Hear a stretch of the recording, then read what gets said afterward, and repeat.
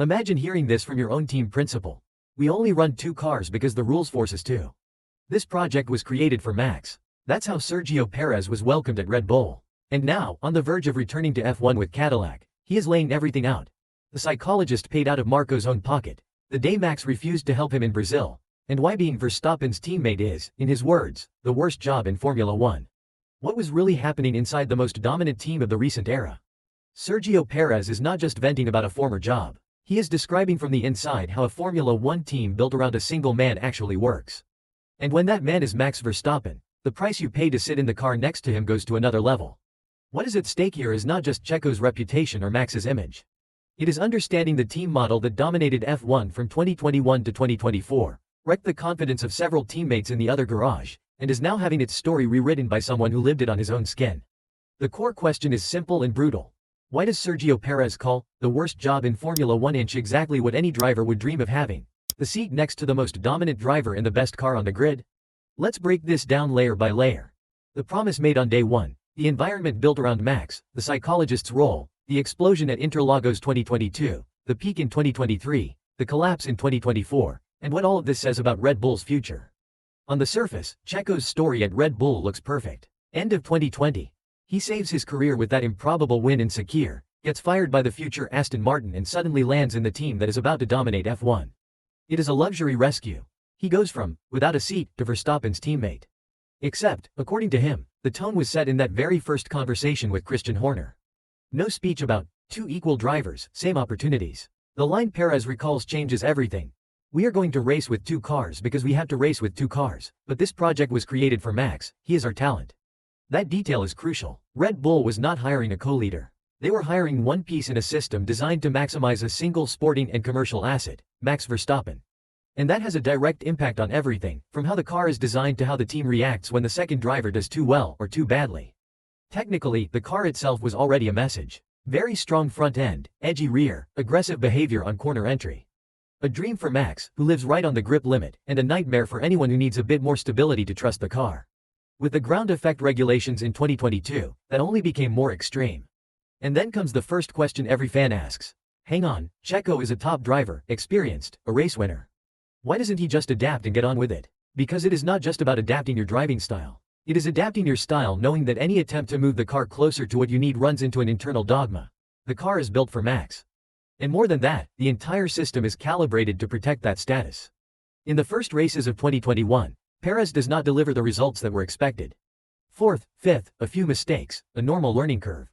Red Bull's answer is not to change much around him. It is to look straight at the driver and say, you need a psychologist. That is where Helmut Marko comes in. According to Checo, Marko recommends a British psychologist. The first conversation is almost casual. The guy calls, introduces himself, says he does not have time for a full session that day, and they agree to talk properly later. Nothing major, until the bill arrives. £6,000 for a single initial call. And the instruction. Send it to Helmut, he will pay. At the same time, the press is talking about £60,000 per hour. That may have been a transcription error, may have been an exaggeration.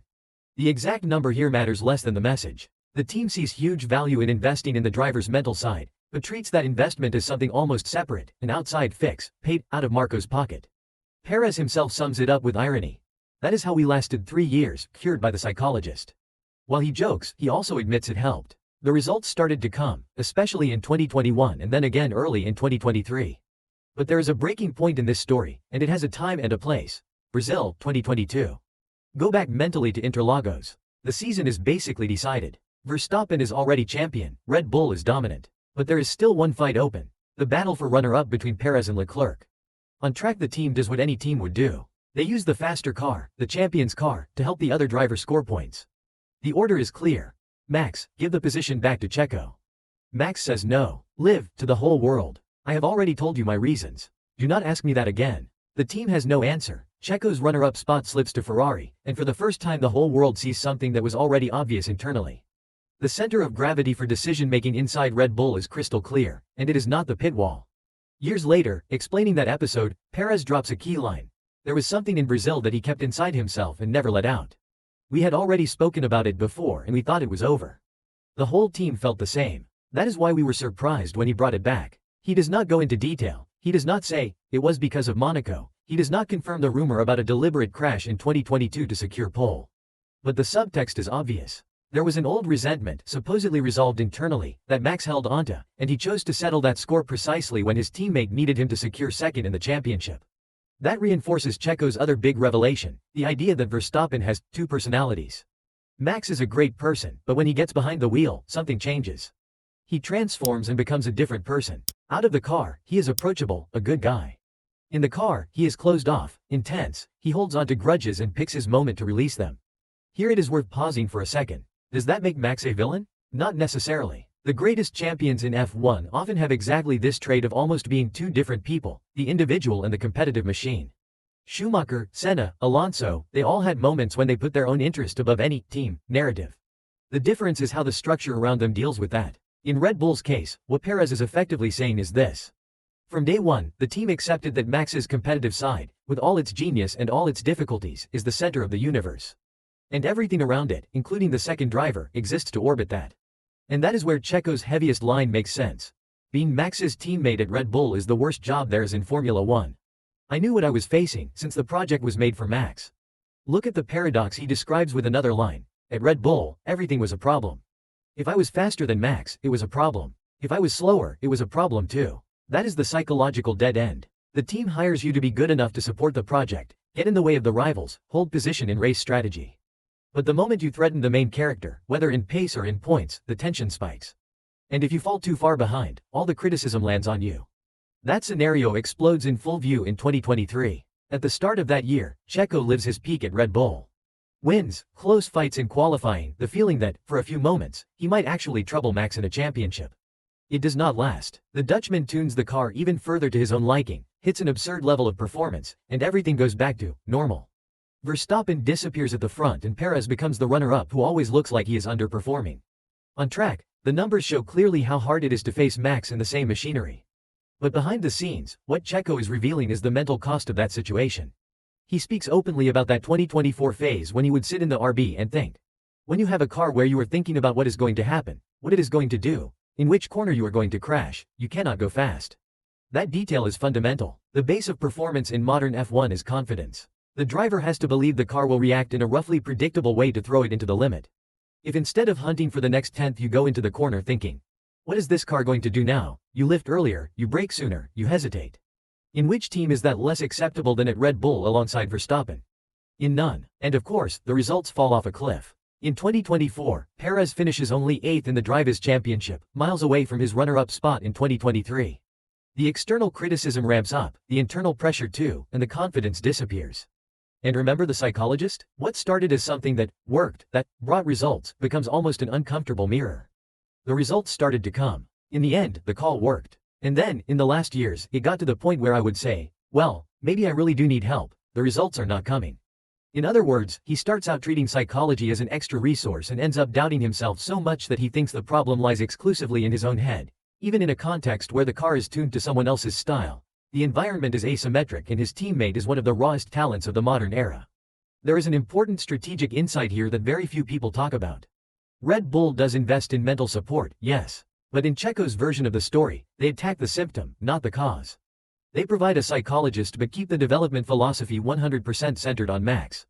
They expect the second driver to solve internally an equation that is structurally almost impossible to balance. And if we zoom out, the Perez case is not an isolated one. Before him, Gasly and Albon sat in that same seat, with the same pattern. Young, fast guys who destroyed the competition in smaller teams and then saw their confidence melt when they tried to measure themselves against Verstappen in a car tailor-made for him. The difference is that none of them spoke with the same frankness and level of detail about the structure as Checo is doing now, backed by a Cadillac contract and a sabbatical year already ticked off. Another under-discussed point is the timing of these revelations. Perez only opens the black box once he is out of Red Bull, off the grid for a year, and has his future secured with a new team for 2026. That obviously removes the political handbrake, but it also means he is looking back with some distance, connecting the dots more clearly, including his own mistakes and weaknesses. At the same time, Max's public image remains sky high. In 2025, even without the title, he is voted Driver of the Year. In 2026, he is back fighting at the front again, against Norris, Piastri. From the outside, nothing looks shaken. On the inside, ex-teammates describe a structure where the message is, this guy is our sun, you are the moon. And the question that lingers is, how long can this model hold before it blows up in some other way? Because Perez's words do not just hit Verstappen. They hit Red Bull's institutional narrative. For years, the mantra was, same equipment, same resources, we let them race. The line attributed to Horner, we race with 2 cars because we have to, but the project belongs to Max, shines a light on something many already suspected but very few had confirmed this clearly. Does that change anything for the future? For the seat next to Max, it changes everything. Because from the moment a driver of Checo's caliber, with wins, a runner-up finish and tons of experience, says that this is the worst job in Formula One, any candidate knows exactly what they're signing up for. A seat where being faster than Verstappen is a problem, being slower is also a problem, and where your psychological ceiling is as important as your talent ceiling. And the strangest part is that from Red Bull's point of view, this may be working exactly as intended. One central megastar, a second car that scores enough points for the Constructors' Championship but never threatens the hierarchy. In sporting terms, that produces titles. In human terms, it produces stories like Checo's. From Perez's side, the arc closes and reopens with Cadillac. He leaves the top, drops to 8th, loses his seat, spends a year out, and comes back in 2026 to a new team with no history, no immediate title pressure and, above all, no project already built around another driver. The big unknown is this. Will this Checo, marked by the Red Bull experience, use all of that to lead a structure from zero, or will those scars keep weighing him down? In the end, the main revelation in his words is not just that Max is tough or that the environment was complicated. It is the explicit confirmation of a radically asymmetric team model, where the second car exists because the regulations say so, not because the sporting philosophy wants 2 protagonists. If we condense everything into one line, it is this. Perez's time at Red Bull shows the real cost, in confidence, in career and in mental health, of being the official sidekick to the most dominant driver of his generation in a team that never hid, internally, who the chosen one was. And it is exactly this kind of behind-the-scenes story that tells the real tale behind the results you see on screen. If you want to keep understanding F1 from this angle, the closed-door conversations, the political decisions and the human costs behind the titles, subscribe to F1 Revealed. Here, every win, every crisis and every interview like this one from Perez becomes a piece in a bigger puzzle that we are building, video by video.